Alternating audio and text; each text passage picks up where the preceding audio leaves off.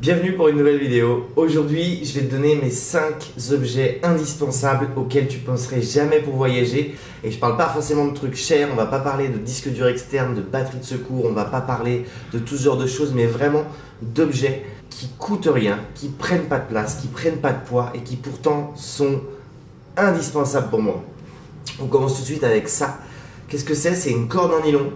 Alors en dehors du fait de faire des nœuds, c'est un objet ultra indispensable. Pourquoi? Parce qu'avec ça, dans n'importe quelle chambre d'hôtel, tu vas pouvoir étendre ton linge. Ouais, petit détail aussi.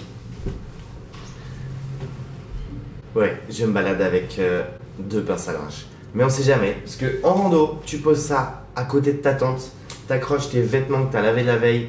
J'utilise aussi pour filmer et pour être plus stable. Tout simplement, hop. Il suffit que je la tienne avec mon pied, que je la tende avec mon pied par terre et on va dire que là, je tiens mon appareil photo et j'ai beaucoup plus de stabilité quand je vais bouger. Enfin, je l'utilise pour plein de trucs et un petit bout de corde comme ça, c'est vraiment, ça pèse rien du tout.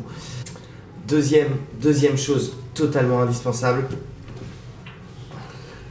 je vais te parler de ça, baume du tigre. C'est la seule et unique chose dont tu as besoin en plus de ton Doliprane et de tes médicaments personnels. Ça soigne tout. À partir du moment où c'est pas une fracture ouverte, ça fait le taf. Piqûre de moustique ou de tout type d'insectes, mal de tête, rhume, expérience bedbugs, expérience punaise de lit, baume du tigre. Conseil. Troisième objet complètement indispensable dans ton sac à dos, et j'en croise pas beaucoup qui voyagent avec, ça. C'est une poche de compression. Et l'avantage de ce truc, c'est que tu vas pouvoir mettre tous tes vêtements dans des poches comme ça. C'est de la toile de parachute, donc c'est ultra résistant. Et tous mes fringues, je te montre. Voilà à quoi ça ressemble une fois rempli. J'ai encore un petit peu de place parce que j'ai 2-3 vêtements qui sont en train de sécher.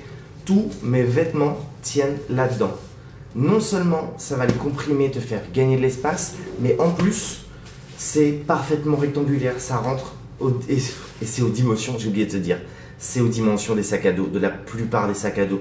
On est sur 20 cm sur 26, ça fait 6 cm de haut, tu mets ça au fond de ton sac, au milieu, au-dessus, on s'en fout. Tous tes vêtements peuvent tenir là-dedans.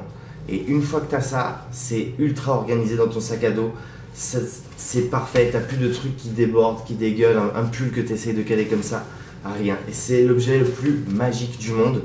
Alors, celles que j'utilise, elles sont de la marque Muji, mais je sais qu'il y a d'autres marques qui font pour moins cher, parce que Muji est assez cher. Par contre, niveau qualité, génial. 2 ans de voyage, pas un problème de couture, on est au top. On est au top du top. Et une fois replié, c'est comme, tu vois les kawaii quand on était petit, tu vois les petits kawaii là que tu renroulais en banane. On est sur le même principe, voilà. Une fois replié, on en est à ça.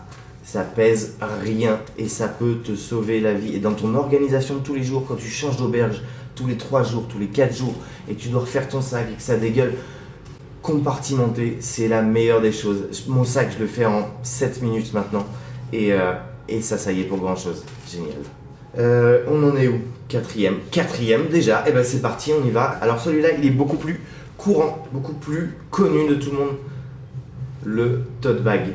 C'est juste super pratique. Tu as ça vide dans ton sac. Tu mets ton linge sale, tu le prends si tu veux aller faire tes courses, tu l'utilises pour ta balade en journée pour mettre ta gourde. Et ça me permet de pas me trimballer un de mes sacs à dos. Alors oui, généralement quand tu voyages, tu as un gros sac à dos derrière et un petit devant toi. Et tu peux utiliser ce petit sac pour voyager dans ton quotidien, pour tes petites balades. Mais des fois, tu n'as pas envie de le défaire. Des fois, tu n'as pas envie de sortir tous les trucs que tu as dans ton petit sac à dos pour juste pouvoir te balader avec quelque chose. Tu sors ton tote bag, fin. Terminé, gourde. Alors je te conseille pas de mettre ton porte-monnaie dedans, je te conseille pas de mettre tes papiers d'identité dedans. 5e et dernier objet de cette vidéo, le truc le plus encombrant du monde. Un mousqueton. Je te donne un exemple. Ça, c'est le petit sac que j'utilise. C'est celui que j'ai avec moi au quotidien. C'est un 20 litres. Et c'est celui du coup qui reste avec moi dans le bus, qui reste avec moi dans le train. Quoi que ce soit, l'endroit où je suis, gourde. Le mec se fort. Gourde accessible en transport, pas besoin d'ouvrir ton sac, pas besoin de te prendre la tête à où est-ce que je mets ma gourde pour qu'elle soit accessible si j'ai soif, mais en même temps, mousqueton. Alors je suis pas un grand fan d'accrocher 20 millions de trucs autour de ton sac, parce que sinon tu te retrouves avec un sac complètement difforme qui passe pas, avec des trucs qui tombent. Mais mousqueton pour ta gourde, mousqueton pour, je sais pas, tes chaussures dégueulasses après une randonnée, tu fais un nœud, mousqueton à l'extérieur du sac, terminé, bonsoir. Et ça, la quantité d'utilisation va seulement dépendre de ce que tu as besoin, de ton imagination, de ta créativité, je sais pas. Mais le mousqueton, c'est comme la corde en nylon. Ça va te faciliter la vie. Tu n'as plus à te prendre la tête de où est-ce que je mets mon truc et pourquoi. Donc si on fait le bilan, corde en nylon, 22 grammes. Mousqueton, 12 grammes. Baume du tigre, 80 grammes. Sac de compression, on en est à peu près à 6 grammes de plus. Et c'était quoi le 5e? Ben voilà, j'ai oublié.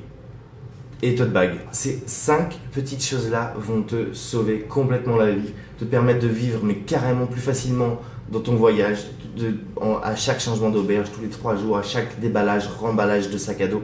J'ai essayé de te montrer des choses qu'on ne voit pas dans toutes les vidéos. Bref.